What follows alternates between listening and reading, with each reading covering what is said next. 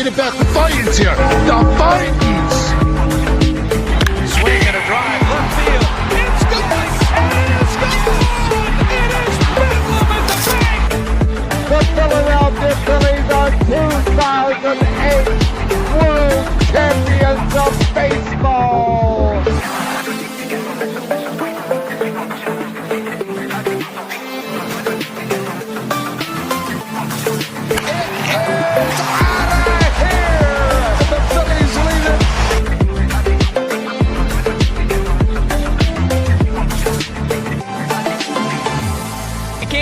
Podcast right here. You already know. Go fucking subscribe.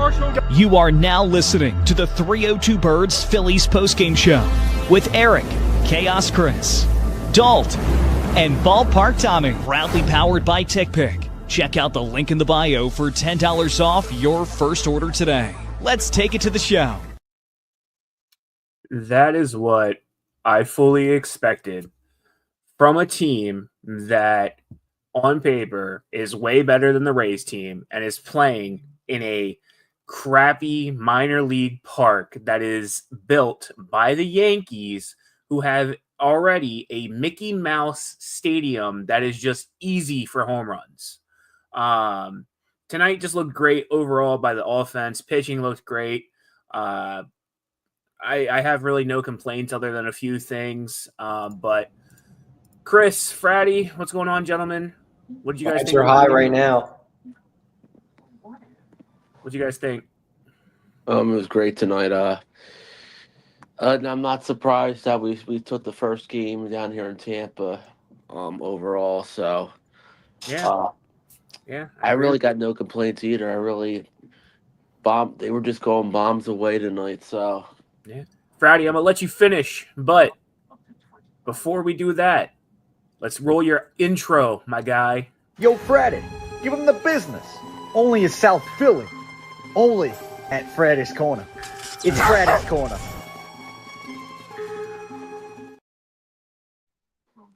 what's going on, everybody? Tonight, great. What's the name? Great Phillies win tonight overall. I'll say this. Wheeler looked dominant tonight for the most part, besides those couple runs he allowed. Overall, Wheeler looked dominant. Schwarber just looked, he's playing out of his mind tonight. He made that stadium look like he was like out to like almost hurt people for some reason, which I mean, I really don't condone that type of stuff, but Schwarber was making that minor league park tonight look like a little league baseball field. It was that bad tonight. I mean, the poor dude sitting in the dugout tonight, the one guy in the Rays dugout, I don't know his name, but he took a hard shot and he was in pain for a moment there. I believe he's all right, but he was in pain there for a moment. Castellanos, like I expected, hit a home run tonight. What's the name? Alec Boehm hit his first. I thought he already had a homer this season. He hit his first home run. I felt like us having a day off, I mean, helped us, helped take our minds off of the Phillies for a day, and then we come back the next day, with a win. I really think the Rays aren't. I don't think the Rays are such a great team. They're mediocre at best. Maybe to below average. But overall, I really got no other complaints. It was a great Phillies win. And hopefully, fingers crossed, we ride it into the sunset for Game 2 tomorrow, which is going to be at the same time. So, right. I'm like you, Shard. I'm kind of a little tired myself, so that's all I have to say for tonight. No other complaints. So yeah, I agree with you. Well, Friday, I appreciate you hopping on. I appreciate your take as always, and I mean, again, this has been Yo, Freddy, give him the business. Only in South Philly. Only at Freddy's Corner. It's Freddy's Corner. But yeah, man. I mean, I thought it was a great win. I thought that, first of all, before we get into our pitching report, I thought Zack Wheeler could have went a little bit longer. I really thought that Orion and Strom just really didn't have it tonight. I mean, they didn't look terrible, but they both let up a run. This bullpen still just concerns me. And I don't know, man. Like, I was really concerned there going into the 8th and 9th that we were going to – I knew we were going to win this game once Nick Castellanos hit that home run, but I thought it was going to be a lot closer than it was. So, I mean, looking at the overall pitching breakdown, pitching report, share my screen here so you guys can see. Wheeler went 7 innings pitched, 4 hits, 2 runs, both of them earned, no walks, 9 strikeouts, which I feel like every time he's been on the mound this season, he's been pretty dominant in the strikeout aspect. However, every outing he has had this season, he's also let up a home run. So he's slowly turning into Aaron Nola. I mean, I don't know how to feel about that, but his ERA is at 3.35. He gets the win tonight. He's 3-1 on the season. But again, I feel like he could have went a little bit longer.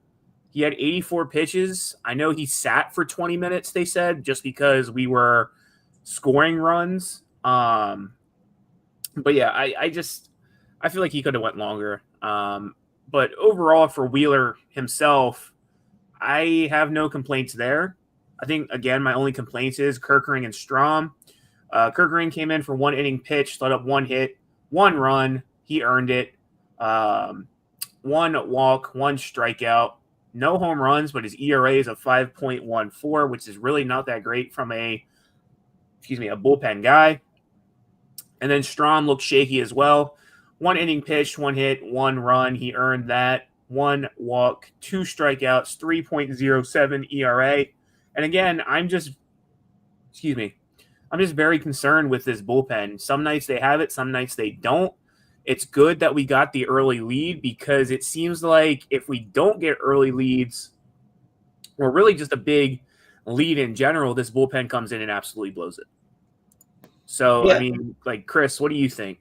I mean, I was hoping to see Wheeler out there for the 8th inning, but I understand, the fact that he sat for 20 minutes and 85 pitches already.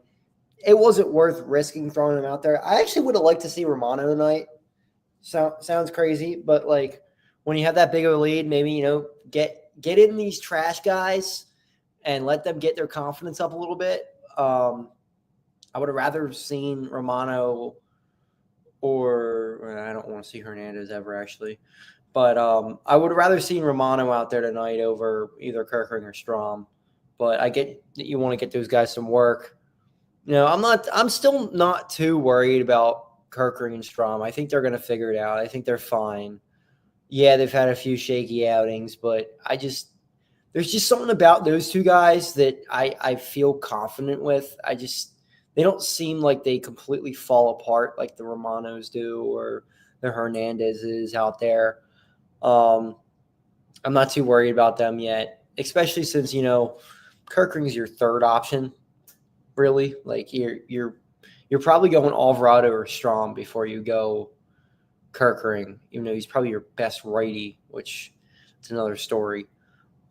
Should have brought back Hoffman, but I'm still not too worried about those guys. We'll see. Yeah, I mean, I agree with you. I'm not overly concerned, but it's still something to keep an eye on, I think, for the rest of the season. So, but going into our next topic, next thing we're going to take a look at is our batting report. Overall, I feel like for the most part, the batting was okay tonight. There's a few guys that I'm going to kind of touch on, especially two guys. And Chris, you know who I'm talking about because we texted the entire game for the most part. But looking at the breakdown, going through each guy. Stott, 0 for 5. He just really did not look great tonight. No walks, no strikeouts. Turner, 2 for 5. He looked pretty decent tonight. He accounted for 1 run. No RBIs, no walks, no strikeouts. Harper, again, he looked okay tonight. No home runs from him, but, I mean, he did get on base so that way people could drive him in. 2 for 5. He accounted for 2 runs, 1 strikeout. Schwarber looked on fire today. Like Friday said in his little segment, he was tearing it up that Little League park, as I like to call it. 3 for 4, accounted for 2 runs, 2 RBI, 1 strikeout. 1 walk, no strikeouts. Castellanos, again, he looks fucking on fire tonight. He's a Florida native, isn't he? Yeah. I'm pretty sure he's from South Florida. So he was saying something about it being his homecoming type thing, being able to see the Florida sky again playing baseball. Right. Because obviously he hasn't been able to do that in the majors because they haven't had that kind of stadium before. So right. It's cool to see him play well tonight. Yeah, he went 3 for 5 tonight. Accounted for 2 runs, had 4 RBI. He had a 3-run bomb. And then I think he hit a single for another RBI. 1 strikeout. And Kepler didn't look that great. 0 for 3, 1 walk, 1 strikeout. Realmuto, I'm going to get into that in a second because he's just a whole separate topic on his own. And Chris, I see you cracking your knuckles there, ready to dig into him. But we'll get into that in a second. Realmuto just didn't look great. 0 for 3, 1 walk. Bohm looks like he's slowly starting to come back to his old self. Again, I don't need that 90 whatever RBI from last year. I just need him to be decent. So 2 for 4 tonight, accounted for 1 run, 2 RBI. And then Marsh, I'm going to get into that in a second because I don't think he deserves to be here. 1 for 3, 1 walk, 2 strikeouts. He just doesn't look great either. And again, it's going to be a whole separate topic because we have a clown of the game segment that we're going to do here in a second. But overall, I didn't think that the batting was terrible. But I will say this. I think it's more so just because they're playing in a Little League park. I mean, Bohm's home run to me is yes, it's a home run, but it's a home run in 5 parks, 5 major league parks, 2 minor league parks. So overall, I mean, it's the Yankee Stadium, and Yankee Stadium honestly is a Mickey Mouse Stadium, in my opinion. That's the only reason why Aaron Judge has so many fucking home runs, because they built their park really shitty, but whatever. It's still a double in every single park, if not more. So I'm actually really I'm thinking Bohm is finally starting to turn this corner a little bit. And they need him to turn that corner because they're not going to call up Otto Kemp. It's not going to happen. Even though they probably should. I think you need some version of Alec Bohm back from the beginning of last year. Like, okay, yeah, we don't need that 100 RBI Bohm, but a decent hitter in that lineup is something we need. Yeah, I mean, I agree with you. I do think, and I've seen a lot of people say this on Twitter, and I'm kind of curious to your take. I feel like the Max Kepler signing is slowly starting to come to fruition and slowly starting to be worth what Dave signed him for. He's granted, I mean, he didn't have a good night tonight, but granted, he's hitting home runs. He's getting RBI. I was at the game. What was it? Saturday. He hit a home run. So I'm kind of impressed. I think he's so far, for the most part, been better than Austin Hayes and Whit Merrifield. So decent off-season signing.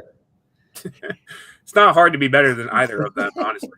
So, but next topic I kind of want to get into and kind of want to talk about, and we just talked about this, but our clown of the game. For me personally, Chris, I know you have a whole rant you're going to go on, but I have 2 guys. My first guy is going to be JT Realmuto. I don't understand and comprehend how a few weeks ago, in the locker room after the game, you were asked what was one of the biggest issues with this team so far. And you had said, oh, we're grounding into double plays at the wrong time. But then you come to this game, you've grounded into 8 double plays in 30 games, 2 of them being tonight. He just looks offensively absolutely terrible. He grounded into, like I said, 2 double plays. He gets caught stealing at second base. He's just not contributing anything offensively. I know after this season, he's due for an extension, but I just don't see the Phillies extending him. I really don't. I see them extending Kyle Schwarber over JT Realmuto. He just doesn't have it. He doesn't have it. And I really, really would like to see the Phillies get a younger catcher, get a guy who can hit, who has a good pop time, who can catch runners stealing. I think Marchand is a good player, but I still think he needs time to develop. I've noticed with Marchand that when he's behind the plate and he's catching, the pitchers really just they're not used to him yet. I don't know if it's because he's new or because he's just not used to calling their pitches yet. I don't know. Maybe Stubbs was the answer all along, but I don't know, man. Like, that's my first clown of the game. And then obviously my other one is March for obvious reasons. I just don't think he's a major league player. Just bonehead moves in the outfield, bonehead moves running the bases today. I mean, there was no reason for him to get caught in that double play from Harper. No reason. Yeah, I 1,000% agree with you on both the clowns of the game, and they go hand in hand. I'm not sure if you've looked at Logan O'Hoppy's stats recently, but he's just one of the best catchers in the game, if not the best. And they traded him for a platoon player in Brandon Marsh, who absolutely blows. He's not a Major League Baseball player anymore. And you have the guy on the bench who's batting. What is he still batting 300? If he's not 300, he's batting high 290s. Who, Rojas? And playing, near gold glove level defense, and you have him sitting on the bench. It's just I'm tired of seeing this piece of shit Brandon Marsh out here. He's batting 143 on the season. Like, just get rid of him. He's done. He's done. Like, you got Rincones Jr. in AAA tearing up, Otto Kemp in AAA tearing it up. You're not going to call up Crawford yet. I know that. But Crawford's tearing it up, and Rojas in the majors tearing it up, and you decide over all these guys you're going to play Brandon fucking Marsh, who sucks. You've already said he can't hit lefties, so he's limited there. Why is he playing? Get his ass out of here. He's done. He's done. Sorry, I'm pulling up his stat line now. I mean, he's hitting a 130 right now. He raised it 13. He raised it 13 points tonight because he had 1 hit in 3 bats. I mean, but look at this. I mean, he's not hitting above 140 at all. I mean, he's hitting April 10th, he hit 133. Before that, 125, 118, 108, 108. He's not hitting anything major. And I mean, you look at it's the strikeouts, man. It's really the strikeouts. I mean, you look at his average. His best average was in 2022. Other than that, I mean, his average really is not anything impressive. Yeah, he's had 1 good season, maybe 2, if you want to count 2022 when he was here. I mean, I would say probably 23 and 24. I mean, other 24 was okay. 24 was like a below average left fielder because he played left field most of the time last year. Right. So he's fine. But you have better options on the team already is the problem that I have. It's just do something else. He's done. Don't tell Brandon Marsh updates that. I'll fight Brandon Marsh updates. I don't give a shit, dude. Brandon Marsh updates. I mean, I'm going to be honest. Brandon Marsh is he's dog water. He's not good. So it is what it is. But getting into the opposite of the clowns, the stars of the game. Again, we kind of already talked about this, but I'll do mine real quick.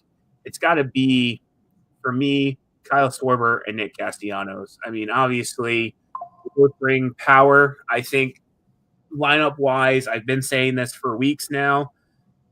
You can't split them up in the lineup. I feel like they feed off of each other. Every time one of them has a good game, the other one's right behind them having their own good game. If one of them hits a home run, the other one's hitting a home run. Doesn't have to be back-to-back in an inning, but just in a game in general, one of them is going to hit a home run one inning, the other one's going to hit a home run another inning. And I think they're perfect right where they're at in the lineup. So I would definitely keep it the way that it is. But yeah, those are both my stars of the game. If I had to choose a guy defensively, though, that's my star, I would probably say Bryson Stott. I know he went 0 for 5 tonight. I get that. But defensively, if he can save some runs like he did tonight, I'll give it to him because he had some great sliding stops to stop the ball from leaking into the outfield. Yeah, my star of the game tonight, I'm going to give it to Alec Boehm. I mean, I know you want to say it was a minor league home run or whatever, but it was a 2-run shot opposite field. I'm going to give it to him. He doesn't get many of these. I'm a homer for Alec Boehm. I'll full on admit that. Now, I'll say one thing. Castellanos was near perfect tonight. Even the one at bat, he flew out. I think he had like a 7 or 8 pitch at bat, and he smoked the ball to center field. So, I mean, Castellanos can clearly get this tonight. So could Schwarber. I mean, there's a lot of guys deserving. Even Harper scored 2 runs, had 2 hits. Trey Turner looked decent out there tonight. Like, there's a lot of guys who could get it tonight. And hell, you had Zack Wheeler go 7 innings, 9 strikeouts, and 2 earned runs. Only gave up 4 hits and had 84 pitches. There's a lot of guys that get the star of the game. But I'll give it to Boehm. Why not? I'll give it to him, but I still think the home run was a little bit of a It got it. Well, and the home run that Wheeler gave up was a home run in only that stadium. Yeah. So I mean, yeah. It is what it is. But yeah, I mean, overall, not bad. The team for the most part has been playing pretty decently lately. I know they lost the last game against the Diamondbacks, but that game still, for the most part, was, in my opinion, decent. But looking at our probable pitchers coming up in the rest of this series, tomorrow night is a 7:05 start, as well as Thursday. Tomorrow we have Christopher Sanchez for the Phillies, 20-15 on the season. Left-handed pitcher, 3-1 on the season, 3.45 ERA with 39 strikeouts. He's going tomorrow against Shane Baz. Right-handed pitcher, 3-1 on the season, 3.86 ERA with 37 strikeouts. Should be a really good pitching matchup tomorrow. And then on Thursday, to close out the road trip, it's going to be Jesus Luzardo. Again, left-handed pitcher, 3-0 on the season, 1.94 ERA, 47 strikeouts against Ryan. I'm going to butcher his last name, but Pepioit, I think that's how you say it. I don't know. Probably butchering it. If I am, I apologize. Right-handed pitcher, 2-4 on the season, 4.23 ERA with 35 strikeouts. I will say this. I do think Christopher Sanchez is going to shove tomorrow.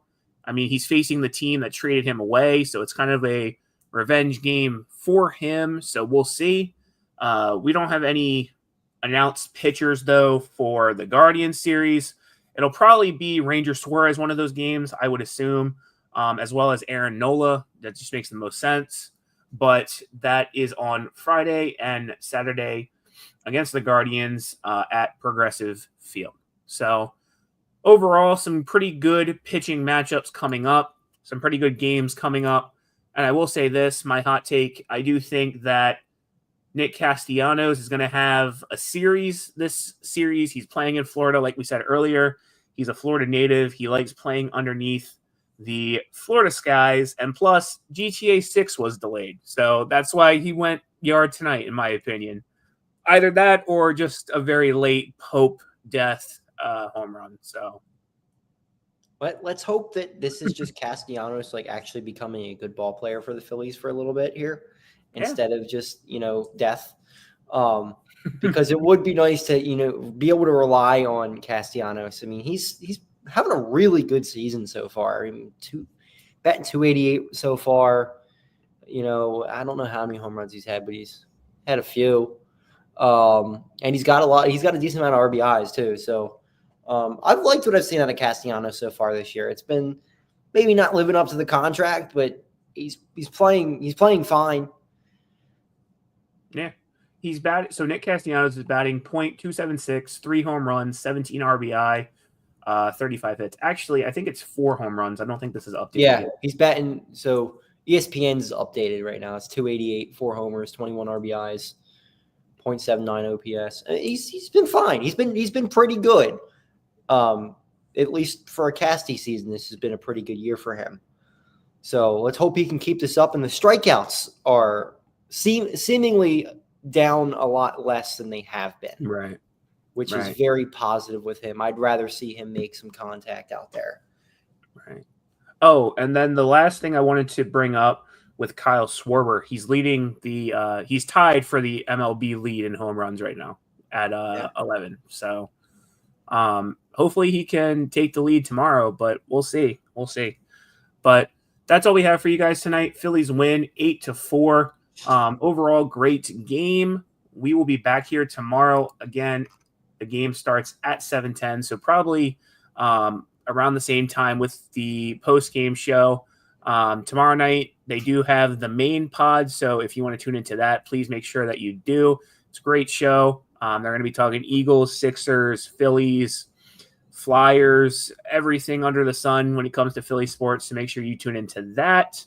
And then we will have our post-game show right after theirs just because the game's a little bit later. So, again, Phillies win 8-4. We will see you guys back here tomorrow. And everybody, have a good night. Roll that outro. The Vikings. Swing and a drive, left field. It's gone, and it's gone. It is Bedlam at the bank. The Philadelphia Phillies are 2008 World Champions of Baseball.